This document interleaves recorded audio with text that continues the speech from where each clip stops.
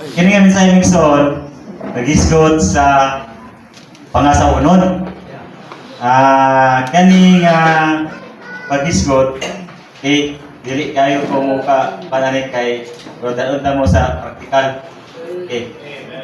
Para makasulod yun ta, ini nga minsan magisgot kini ta kasal or kaminyoon.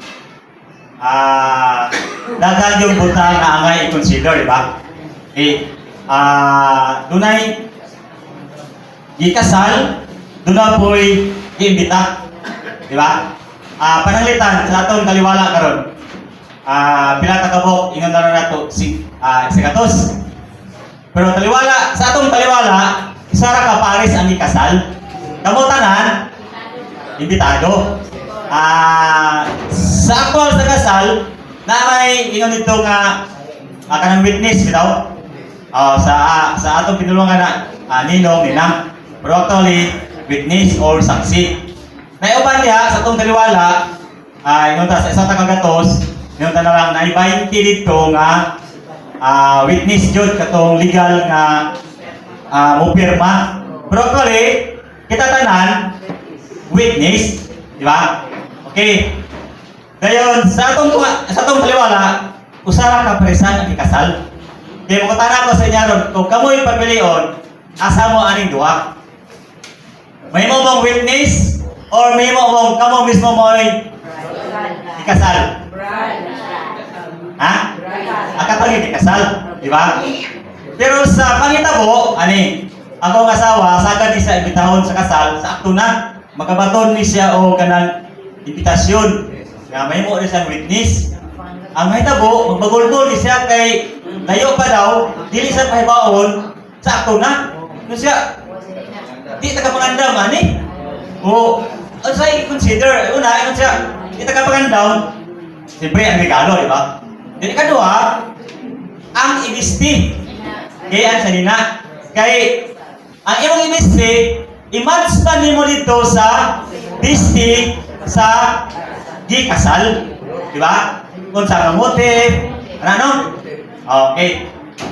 Nya karon sa ang diskutan nato diri nga kasal kay dili man ni kasal sa atong Sion Cyril. Kasal ni siya sa Cordero. Ang kasal sa kalibutan hulagway ni siya sa kasal sa umaabot sa Cordero. Kaya daghan i-consider. So, wala ko taga sa tingso pagtagan. Ino na to, ang isa ay consider din katong motive, katong bisti sa kasal, di kanang kaslunon. Sa kasal sa Cordero, napunta na sila yung motive, may igsoon. Kung sa ilang color sa ilang sanina? Lino. Puti niya, sa ba ito? Pinor, dahan. No? Nakaroon kay sa Mateo, doon na may ibita, kasal. Sweet. Ngay imbitar, ang uban kay disiman. Tingnan sa galon nga, ihaw ng baka. Luto na ang balbakwa. Nahinay ka na. Ato sa katalanan. Imbitar atong mga tao, bisag kinsa dia, mga bakol, mga sada. Tada, sus ako'y kisulod sa binyo kay naaman dito ang nagpiste. Miko, wakan ka nagpiste sa sumala ko sa ibutit. Dahil karoon ang hitabo, ikapos, tambog sa labaw na kinikitan. Meksoon, doon ay kalainan sa giimbita, doon na po ay kalainan sa gikasal. Dayon, ang pag-apil sa pagpangandam dahil meksoon, dili lang itong kaslunon ang mangandam, kundi apil itong mga giimbita. Pero lahi din ang giimbita, katugin unta mismo maoy kaslon. Mo ito, ipipili ta mo, asaman mo ani. Tama na sa imbita, o katong kita yun mismo mo oy, kaslon. Sa kalibutan, ang mas dako o preparasyon, katong kaslunon. Kita mention, kumusta man ang atong preparasyon para sa kasal sa Cordero. Kay kitang tanan, ang giimbita, katong mga naluwas. Tanan nga mga naluwas, kato sa tanan, imbitado.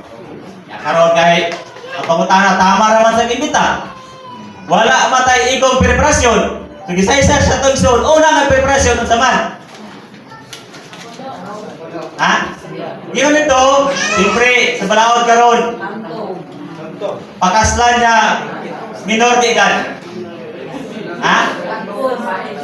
Di sa pag dili ikaw mo hindi ka sa naamutan kamutan witness mo sa balaod karon, appeal mo, mapriso mo.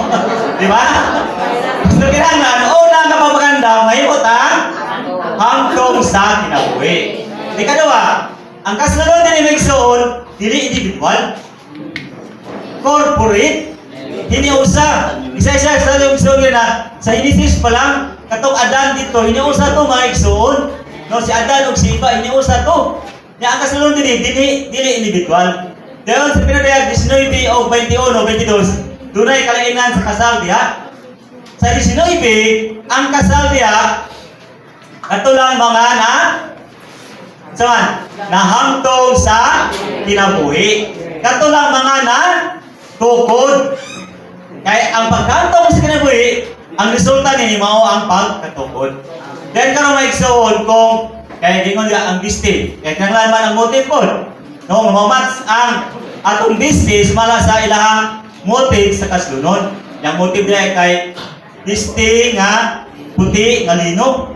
Nga dili basta-basta igsoon kay binurdahan. Binurda. Di para na pangutana kay ang bisti sa kasal kay dako taas pa na. Pangutana igsoon, asa na tama na ang binurdahan nato nga bisti? Ha? Kasi kung pag-abot niya, taas na na, parang hintupot, then taas pa yun. Di ba? Pagkutana ka rin, nasa na tama na binordahan na ito, Megson.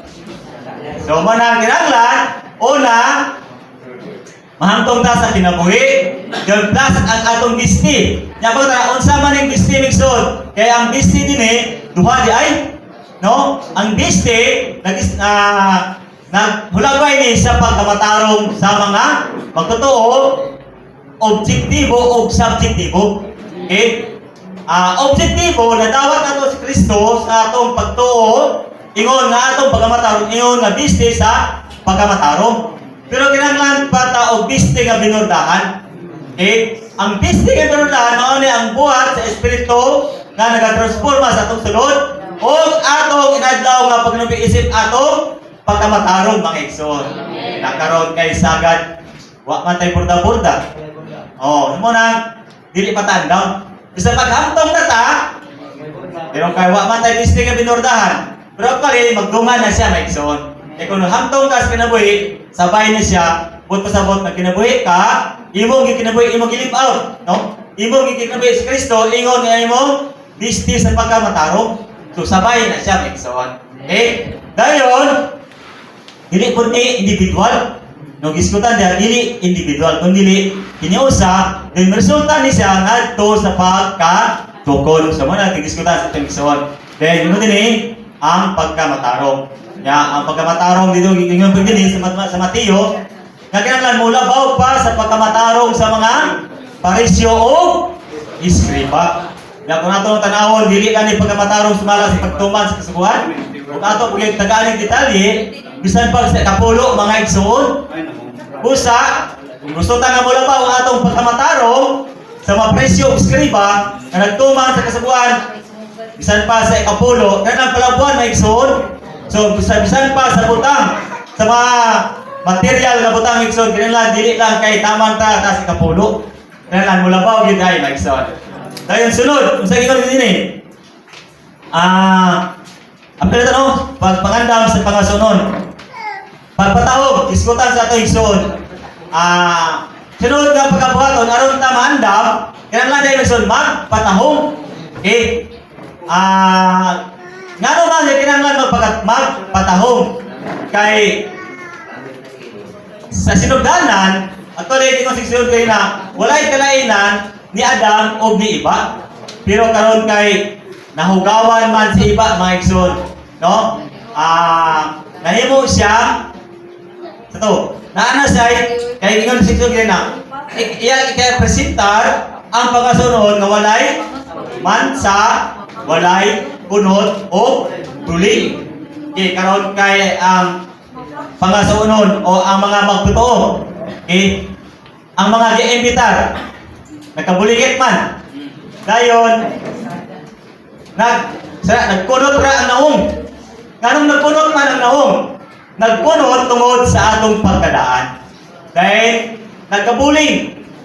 Put pasabot, lagi mo niya, sa episo, yun to, di lang basta-basta nga mahinluan ta, gino sa isod na pinagi sa paghugas sa pulong, kundi mahimo ang tatang, balaan mga igsoon. Ingon nga nga itong amahan, balaan, kita usap, magkinaboy, ingon nga, balaan. Nya, isa-isa ipagkayo sa itong igsoon nga wala yung paagi, pinaagi lang sa paghinlo, paghugas, diya sa pulong mga igsoon. Ang tanan ko ta, no, nga iya sa natural na kinabuhi, daan na kinabuhi, mahugasan ni siya, pinaagi sa tubig diya sa pulong. Gayon, hindi namin sa ibigson, di nilang igo, nag-isgot may tungod sa pangasawonon, kundi nag-isgot usap, may tungod sa sana, mag-gugubat. Mag-aaway. Ang pangasawonon niya ay, usap di siya ka mag-aaway. Kung isa ka mag-aaway, yun talaga, isa ka kasundalo, maigsoon, ingon din isa pag sa aktual sa physical nga mga sundalo, isa pag unsa imong gibuhat niya, ikasal ka, nagtaon ka, naglibang ka, pagtingog, actually ako kay sige man ko sa kampo jud sa mga sundalo, kahit tingog, kanang murag sirin.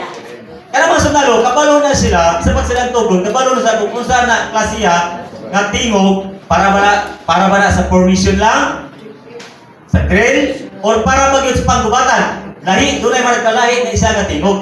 Karon pag tingog kay para man sa panggubatan, labi na kay announcement nga katong first platoon, no? First platoon Alpha Company, please prepare. At exact, ang morning oras na or after 5 minutes. Ikaw, bisa pag nagkaon ka, naglibang ka, biyaan mo na. Automatic kung sa imong baton, isulog na mo ang imong uniform.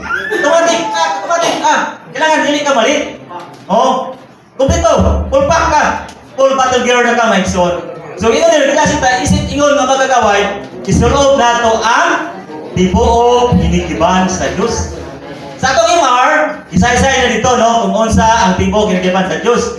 O gyapon, head to foot, no? Helmet, so to, bracelet, bakos, o ang sapin sa tiil, dahil na espada. Okay, espada pa man, di pa man missile. O, di pa missile. Karon missile naman. O, sa unang panahon, espada. Alam mo na dito dili espada.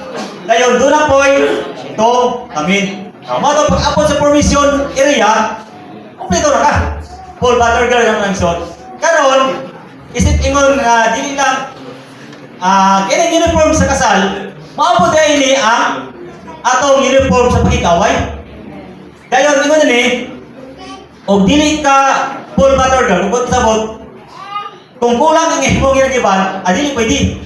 No, kanan kumpleto yun ka. Sa gani kanan sa Bureau of Fire, bisa pag katagan ng fire trap, o sa wala ka nagdagan, wala ka kumpleto sulog, bisa katagan na sulog yapon ka. O kaya nga kumpleto gyud ka abot sa away. Kamana kita dili ta magpaabot nga mahulat pa nga mutingog. Dili dinhi sa matag adlaw. Ito na ta kanunay. Sulog na to ang tibuok hinagiban sa Dios, my son. Ano naman? Tungod kay dunay pakig-away, dili batok sa unod o sa dugo, kundi batok sa kanginan. Dagito ito, dunay usa ka encouragement mga igsoon.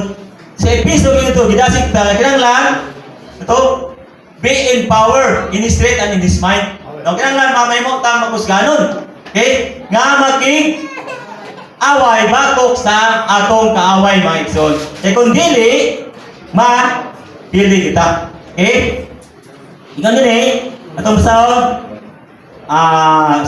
size dayon literally. Ipadayag sa episode size 10:11 nga ang pangasonon mao ang hiniusang mag-aaway nga maging away batok sa kaaway sa Dios alang sa gingharian sa Dios. So katong pangasonon lay maigsoon, mao sabto ang mga manggugubat or mga mag-aaway. Then, ingon din kani nga mag-aaway, hiniusap po. Ang kasunod, hiniusap yapon. Okay? Dayon, kani, sa pinadayag, 19, ang kasunod niya, katurang mga mananaog, mga igsoon. So muna ang una, balik ko gamay, kailangan doon na yun tayo pag pangandam. Hindi ta kung dito lang, nga ikaw lang nag-imbita. Kita gito ta itong kasunod, anang panahon na. Sumala sa pinadayag o sa pugna 19. Kani siya, panahon ni siya sa millennial kingdom mga igsoon. Ang kasunod din katulang mga mananaog. Pero ang kasunod dito sa 21, katunang tanan nga mga naluwas mga igsoon. Katunang tanan, kita na tanan. So munang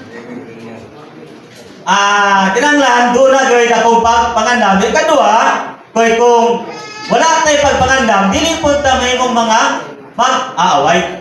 Okay? Kinanglan,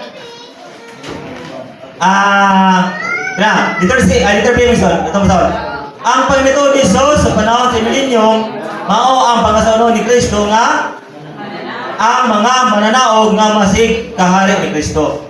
Okay? The letter C, brothers.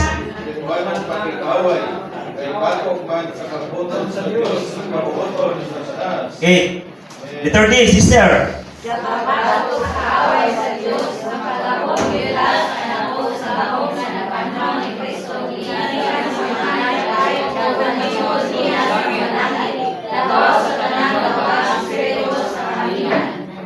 E, brothers.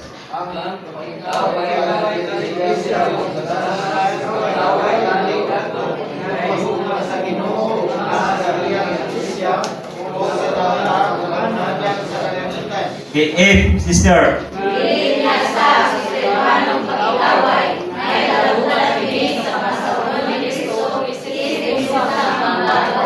Okay, G, brothers.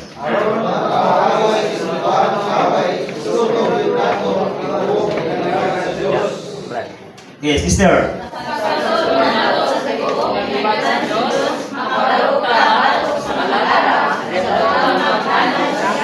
Okay, all together.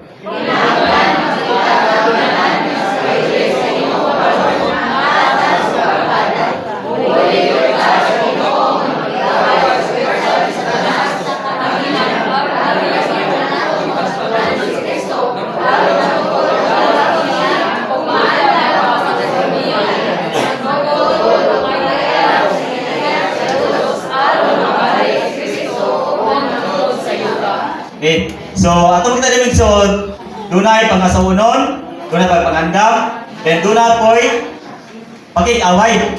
Ang pakig-away, ang makig-away, mausap ang pangasaunon. Lagi ka din dunay sugo. So, aron ta nga makig-away, kailangan isulog nato ang tibuok pinag-iban sa Dios. Okay.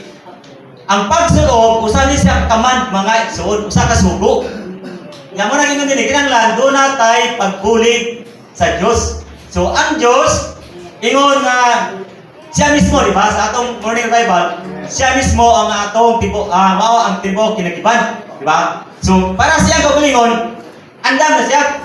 Pero kay kita, kinanglan man ta nga doon ay pagbulig. So, kinanglan atong puliton, atong kwaon, ang tibo kinagiban sa Diyos, o atong i-sulog. Aron sa tuyo nga andam o makapakig-away ta batok sa kaaway sa Diyos. Okay? So, balik ko gamay, isip tanaw. Ingon dito, actually, kung atong unaon, ang tibuok Biblia, usa siya kabasahon sa gugma. Okay? Dahil ato rin makita sa ingon sa tingsun na sa Genesis 1:2. Okay? Dayon, balos din sa bugna 19, 20, 21, 22. Okay. Ato maganda dito nga sa Genesis dunay usa ka kasal, no, nagluway ni iba o ni Adan. Dayon sa pinadayagtag. Pero ato makita nga sa pagbuhat sa Dios, sa katuyuan sa Dios pagbuhat sa tao, dili lang pagpakita nato nga kinahanglan makikita ta ning butanga nga ang Dios nagtinguha nga makabaton siya og iyang kapitas. Okay, sana sa kabutang. Pero ang Dios usab nagtinguha nga makabaton siya og mga kasanduluhan. Aron sa tuyo nga maging away batok sa iyang kaaway mga igsoon. Kaya ato makita ano sa aman gibuhat sa Dios. Kini nga plano. Actually, sa atong kanta rin, nagibuhat ni, giplano sa Diyos, so wala pa matukod ang kalibutan. Kung atong may bawan, tingali sa atong nauna, ang kaaway, disulod lang panahon sa Genesis 3. Pero actually, sa tunga-tunga pa lang sa Genesis 1 o 2, naana ang kaaway mga igsoon. So muna, sumala sa iyang pagbuot, sa iyang kaalam, iyang gibuhat ang tao. Aron sa tuyo, nga dili lang papakita kanato, nga siya nagkinahanglan o asawa, kundi nagkinahanglan usab siya og mga manggugubat. Salamat sa Ginoo Migson.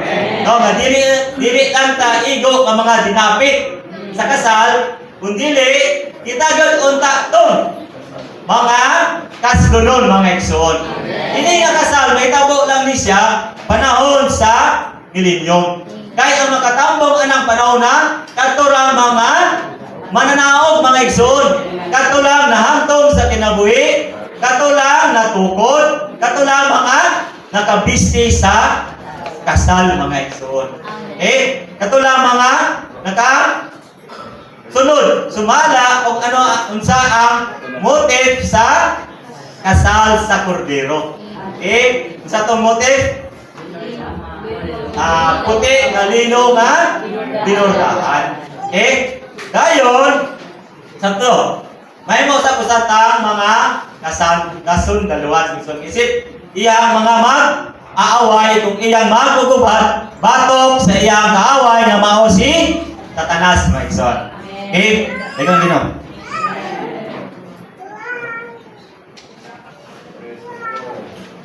Salamat sa Ginoo mga igsoon. I-strengthen lang ang message mga igsoon. Salamat sa Ginoo nga ginalatan niya diya sa Iglesia.